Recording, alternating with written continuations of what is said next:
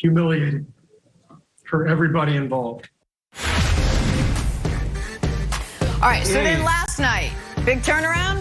Steph and Draymond were in the lineup. The Warriors still lost, looked a little better, not good enough to beat the Hawks, though. And look at the standings. Warriors dangerously close to falling out of the playoff picture entirely. Chris Broussard, the Warrior weekend that was, big deal or no big deal?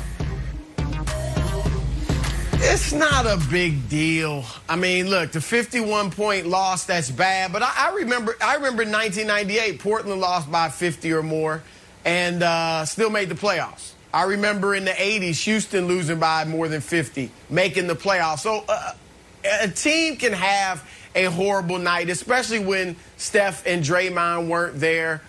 Look, go back a few years. If you take KD, Steph, Draymond, and Clay off the court, could I see that Warriors championship team getting blasted? Maybe not by 50, but I could see them having a bad night and getting blown out. So I'm not going to make too much of that. My big takeaway, though, is that they are more than a Klay Thompson addition next year away from winning a championship. And that's what they got to try to do.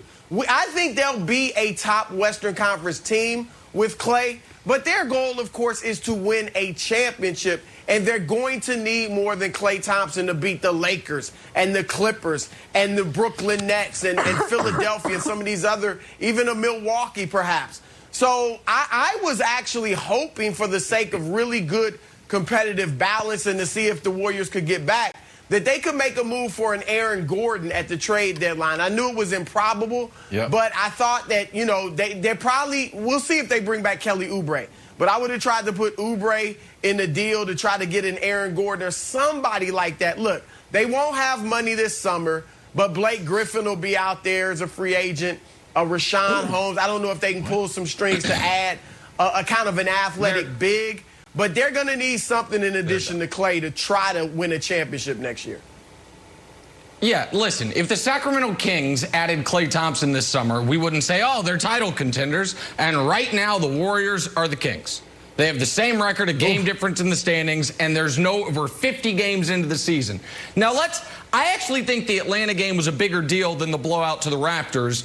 But let's go back to that Raptors game, because Steve Kerr said it was humiliating for everyone involved. Well, I guess we can show the clip, deal with humiliation, you know, everyone in different ways. Because for Steph, at the tail end of this game, he's, you know, everybody is kung fu fighting on the sideline in the midst of a game where his team trailed by 61 points, which is the second biggest deficit any team has faced in the last 18 years. But I think what's more instructive, to Broussard's point, was this fourth quarter sequence from last night when they had everybody. Because let's watch these 5 possessions as the Warriors are trying to get back in the game. And what you're going to see is a team that is screwed. Okay, so Steph and Draymond, their 2 best players, can't get on the same page. You deal with it. Then you have Oubre, who is a starter for this team. And guess what? The Hawks are like, you can take that shot. Next time down the court, this is really your only offense. Get it to Steph, let him shoot. He happened to miss it. Next time down the court, Andrew Wiggins, Broussard, one of his 10 favorite players, I think. Wiggins, why don't you go isolate? You're on a max deal. Clang, clang, clang. And then the shot that is indicative of how different they are than 5 years ago, watch how they defend Draymond. They don't. That's not giving him room. That is everyone in the restricted area. You can't run offense like this. This was a 2.5-minute stretch where the Warriors had 5 possessions. They played good defense, and they couldn't cut into the lead. Because right now, this team is not a functional team offensively unless Steph goes incandescent. And I think Draymond is a big part of it. Wiggins has never been good. He's a part of it. Oubre's having a rough year. So, like, what are you going to do? So I feel like the Warriors, Broussard put it right, Brandon. They are not a Klay Thompson away from winning a title. They might be a Klay Thompson away from making the playoffs. Because as Jenna laid out, Brandon, they're a half game up from the 11 seed, even in the expanded playoffs. Yeah, the ramifications of not only last night or this week in the last 8 games is big. It's Steph Curry moving on. Like, that's what I see. You know, if you look at these last 8 games, they won 1 game. How is that possible when you have Steph Curry, one of the greatest players ever? Like, come on. So the way this thing is shaping out to me is that Steph Curry, it's time for him to look elsewhere. They have no answers, Kevin.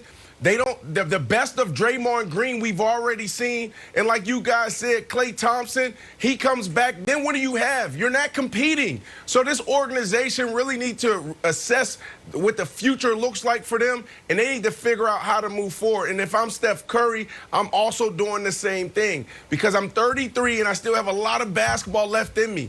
Do I really want to just sit there out in the Bay and just wither away? No way. So, Kevin, this is big. Not only this weekend, not only the big loss, but the last 8 games is really telling to where this organization is headed. Yep. See, here's my thing, Broussard. What made this team great and different was the fact that they played with optimism and they played with joy. That was Steve Kerr's big thing. Play with joy, play with joy. And they just felt like a fun team to watch. They weren't the Pistons, the bad boys. They weren't like, they didn't have like the scowling Jordan. They played fun.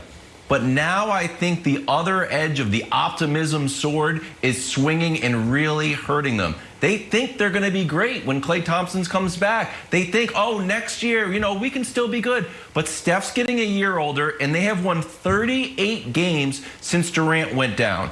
I don't think if I'm Steph Curry, I'm constantly as optimistic. And I want to be like, you know what? Yeah, next year. They kept the pick instead of trying to move it to really maximize Steph's present. It reminds me a little bit of Patriots Tom Brady. All right, we're trying to be in the mix. Tom Brady's like, you know what? I'm done. I want to win right now. Go all in. I don't want to develop Wiseman. I'm sure he's a great guy. I don't want to develop him. I'm getting older. Let's win right now, and it's not happening. Well, let me just talk about the elephant in the room, because we know there was a talk, a week or so ago, about LeBron recruiting Steph Curry to the Lakers. Now, most people poo-pooed it, which I agree. I don't see Steph leaving the Warriors, okay? I don't think it benefits him. His legacy is set. I don't think it benefits him necessarily to leave the Warriors. However, I'll throw this out.